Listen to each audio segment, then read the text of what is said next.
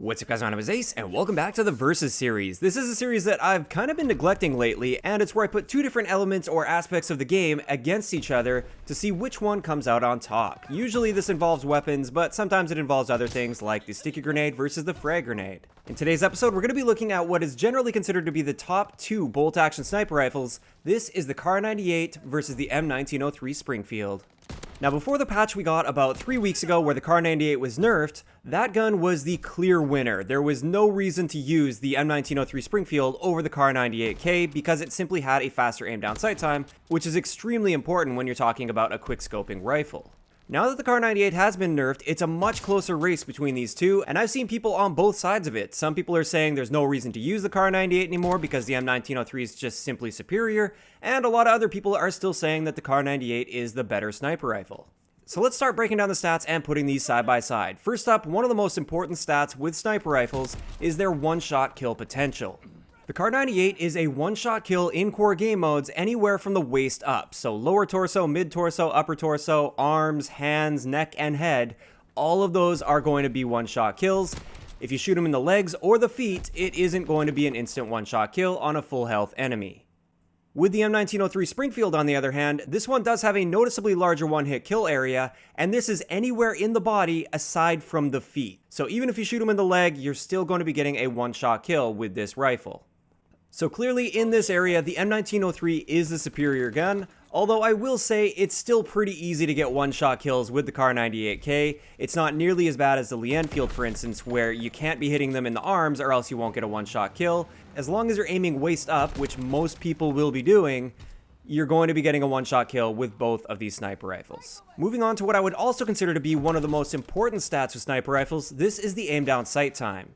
Currently, the hard-coded aim down sight time for both of these sniper rifles is identical at 400 milliseconds. It used to be that the Kar98k was actually 340 milliseconds. That's now been nerfed, so they're right in line and they're identical in this area.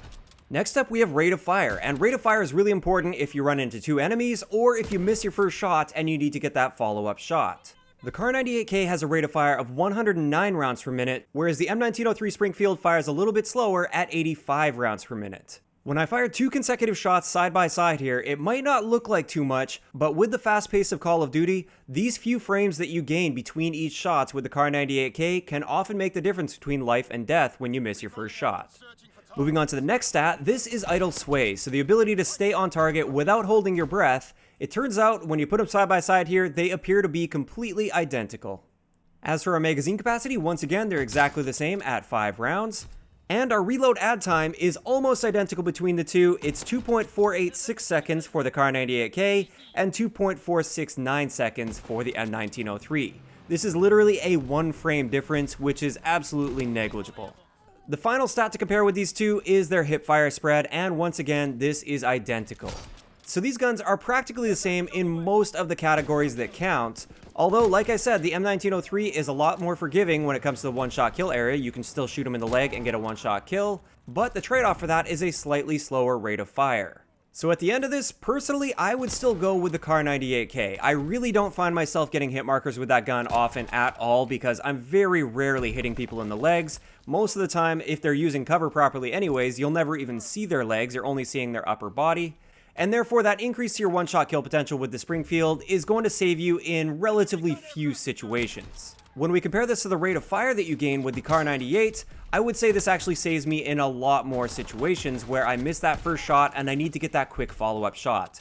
I'm not the most accurate sniper in the world, and therefore this happens relatively often to me, and with the Kar98k, I often have time to get my second shot off if the enemy wasn't completely paying attention to me, or I just initially took him off guard with my first shot.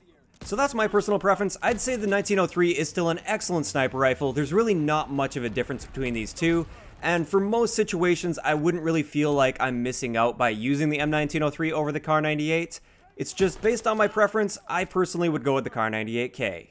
And with that, I'd like to know in the comment section below, which one of these sniper rifles do you prefer? Is it the Kar98k with the smaller one-hit kill potential but a faster fire rate, or the M1903 Springfield, which has a larger one-shot kill potential, with the trade-off being a slightly slower fire rate?